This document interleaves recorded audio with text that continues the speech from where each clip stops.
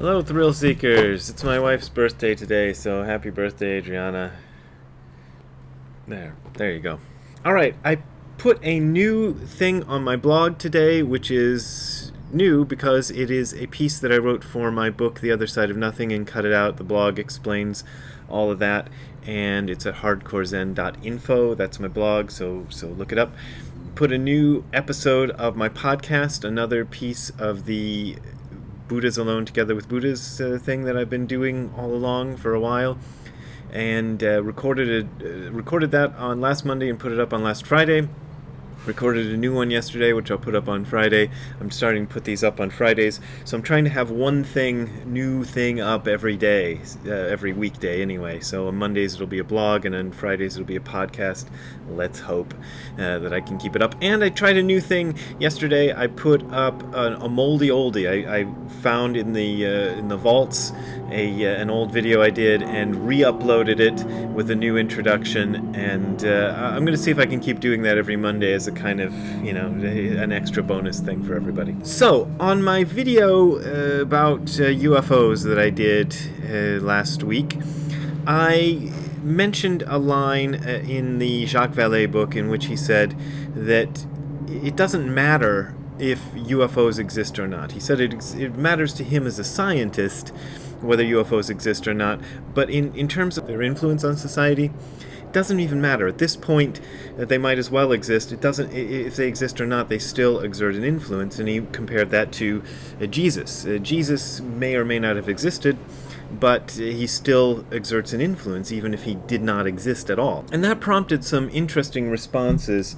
which I'd like to read to you.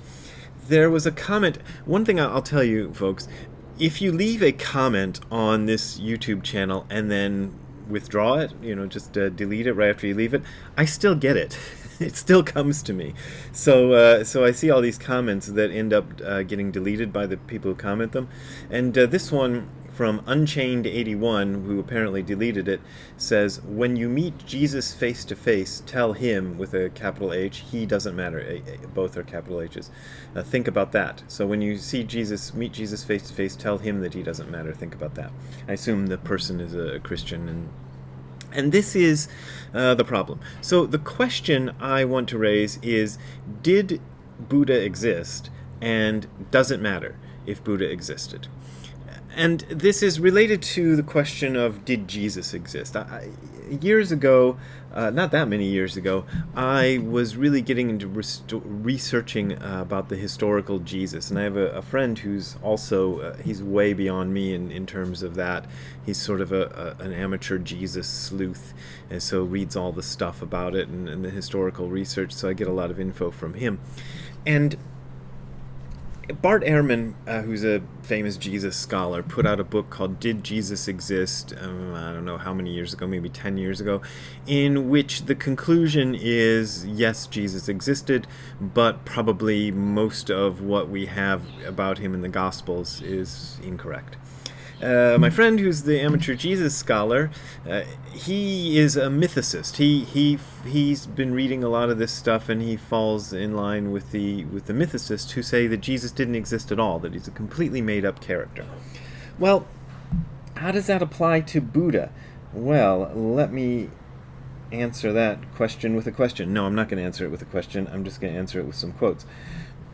There was an article a few years ago in Tricycle magazine by Bernard Faure. Somebody told me how to pronounce his name, and now I've forgotten. The article came out in 2016, their spring issue, and it's called The Myth of the Historical Buddha by Bernard Faure, or however you pronounce that name. Sorry, I had to click around on the same computer I'm using to record this, so I looked weird for a second. So here are a few choice quotes from that article. Initially presented as some kind of superhuman being, so his contention is Buddha was always presented as something more than an ordinary human, and we'll get to that. The Buddha was therefore gradually transformed into some kind of god. This development is documented in some scriptures of the Mahayana. In the Lotus Sutra, for instance, the Buddha himself calls his own historical authenticity into question. During a sermon, the Buddha declares to his disciples that he has already guided numerous beings towards salvation. Faced with their skepticism, He calls upon these beings to show themselves, and a multitude of bodhisattvas suddenly spring up from the ground. While his disciples wonder how he has been able to carry out this task during his existence as a human, he reveals that his life is in fact eternal. He states that he employed skillful means, upaya, claiming to have been born in the form of Prince Siddhartha and to have left his family and to have spent 6 years of austerity and to finally achieve awakening. That's the basic, supposedly historical account of the Buddha's life, in order to convince those of weak capacity. He states that the time has come to reveal the real truth, which is that he has always been the awakened one, so forth and so on. And then later on, Bernard Fowler, or however you pronounce his name, says, "Given that the life of the Buddha has been soaked in legend from earliest times, where does the belief in the historical, in quotes, Buddha come from? What does this belief signify? Is there any way to reconcile it with the proliferation of cosmic Buddhas associated with the Mahayana tradition?" Westerners, as well as certain westernized Asians, first developed a firm belief in the historical authenticity of the Buddha during the 19th century, at a time when triumphant rationalism was seeking an alternative to Christianity. The Orientalist scholars of Buddhism wanted to see it as a religion that would tie in with their own views rather than being a religion revealed by a transcendent God.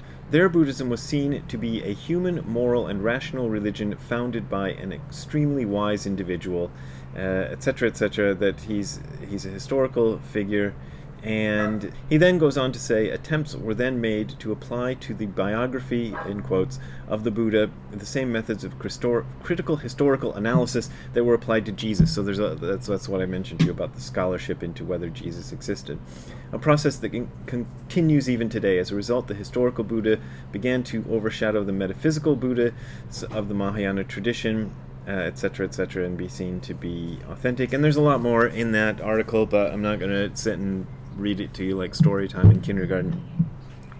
The question of does it matter whether the Buddha existed was asked by one of the people in my comments section, so let me read you bits of that. Many possible answers to this question have crossed my mind. What about the following? Buddhism appears to be extremely interested in seeking for truth and seeing beyond illusion. Buddhism is also presented as a science. According to the tradition, the Buddha always encouraged people not to blindly accept authority and to examine things for themselves as well as to apply logic. So why not also apply these principles when it comes to the appreciation of the origins of Buddhism and Buddhist texts themselves? It seems perfectly logical.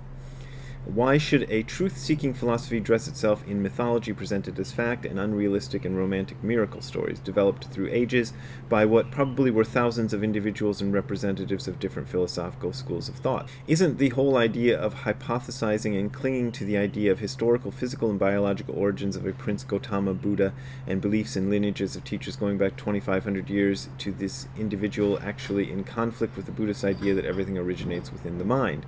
This is very good questions, and it kind of points to what I think of as, or why I don't care whether the Buddha existed or not. So let me see if I can tell you about that. So yeah, proving... I was a history major in college. That's what I got my bachelor's degree in history, because I was very interested in the study of history, and I remain so today. But the more that I studied history, the more I realized that it's not what I thought it was. I thought there were facts that you could go and find evidence for and know what happened. But the more I studied history, the more I realized that it's not a set of facts that are knowable and recordable and that you can kind of present them and here they go, here are the historical facts. It's much more complicated than that. And the more I got into Buddhism and the idea that everything is mind alone, as Dogen says, or as Obaku Huangpo and people like that say, the more the idea of a historical figure in the background of all this began to be irrelevant. Now, I still think in sort of, if you were to phrase it in conventional terms, that there was a historical person Buddha. And I tend to disagree with my friend who's read all the mythicist literature about Jesus and think that there was probably a historical Jesus.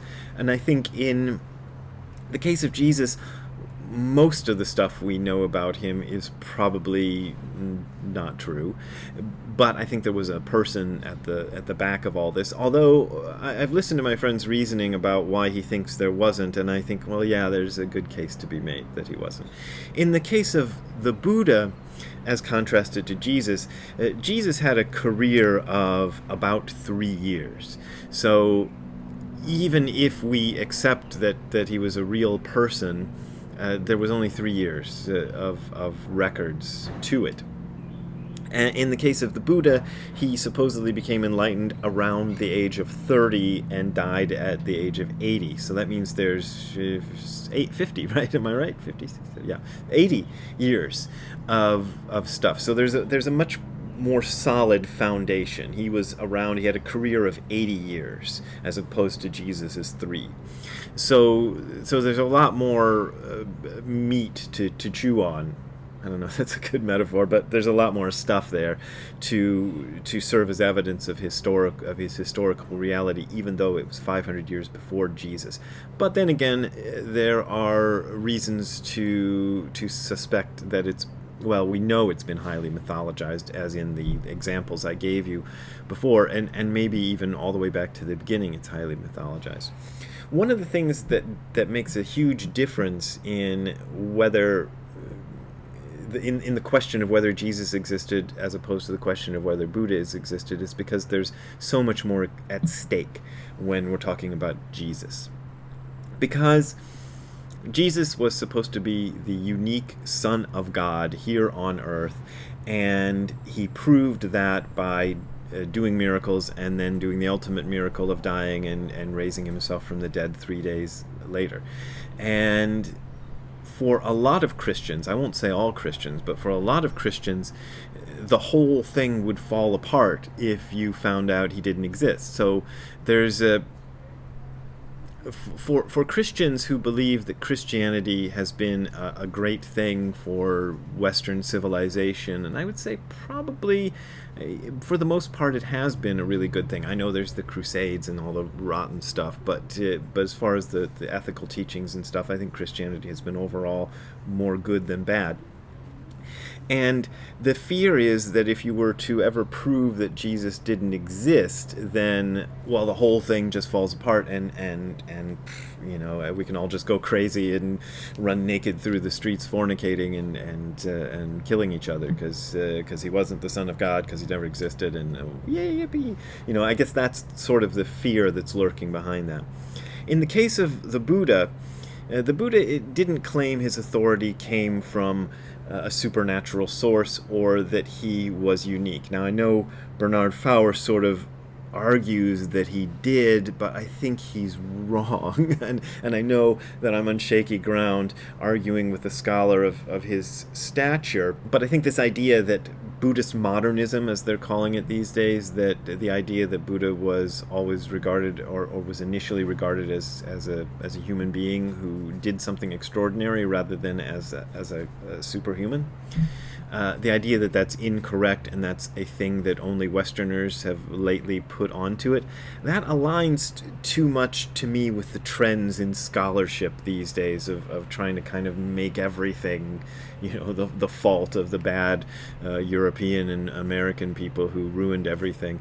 And so I tend to think, ooh, is that really true? And also the fact that my very Japanese teacher, Guru Nishijima, also believed that. He believed that he would say, people would say, well, what was Buddha? And he said Buddha was a genius. Like Einstein was a genius of physics, Buddha was a genius of spirituality, for want of a better word, and as a genius, it means he is a very unique and special individual, and you don't argue with Einstein about physics, and you don't argue with the Buddha about his own, about Buddhism, or what we call Buddhism today. I think I'm making my point without being very grammatically good with it. Ugh, I'm grammatical bad me today. Oh, plane come over. Ooh, bad sound. So anyway, now that the plane, I guess it's a helicopter, is going away, I'll come back and talk to you some more. The idea that Buddha was always a supernatural figure, I don't buy that. I think that he was initially not thought of as supernatural, and then the supernatural stuff got piled on later. But the whole claim to Buddhism doesn't rest on supernatural authority, and that's the point. So for Buddhists, there's a lot less at stake. It doesn't really matter that much, because the Buddhist contention is that the teachings themselves are true, and you as an individual, any individual, can read them and practice them and see the truth of them. So there's no supernatural authority necessary. They're just true because they're true. So it doesn't rest on that claim. So that's the main reason why it doesn't matter to me very much if the Buddha was a real person or not. Although, as I said, I tend to think he was a real person. So what do you think? This is one of the things cheesy YouTubers do all the time, don't they? They say, what do you think? Put it in the comments. Have a discussion. And they do that because it helps the algorithm if you get more comments. So yeah, have a discussion in the comments about whether you think Buddha was real or not, and tell me. That'll help my algorithm. And give it a like and a thumbs up and all that. That helps too, apparently. I don't know. I don't pay much attention to that. But anyway, what do you think? Does the Buddha exist or not? I don't know. I think he did. But it doesn't matter if he did, and I hope I sort of kind of explained that. All right. If you want to donate to me being able to explain more things, there's a URL appearing on your screen below, which is hardcorezen.info/donate, which is hardcorezen. I don't know where it is, .info/donate. That is where you will find links to my PayPal and Patreon accounts, which are my main means of support these days, and I really appreciate all of those of you who keep donating, and thank you very much. But as always, this is offered for free, so you don't gotta donate if you don't want to donate. We will see you next time. Have a good time all the time. Laters. Bye. Ziggy, what do you think? Did Buddha exist? Do you think Buddha existed? Do you think Dogen existed?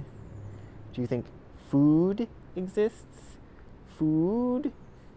Yeah, he knows that word. What about Buddha? Buddha? Buddha?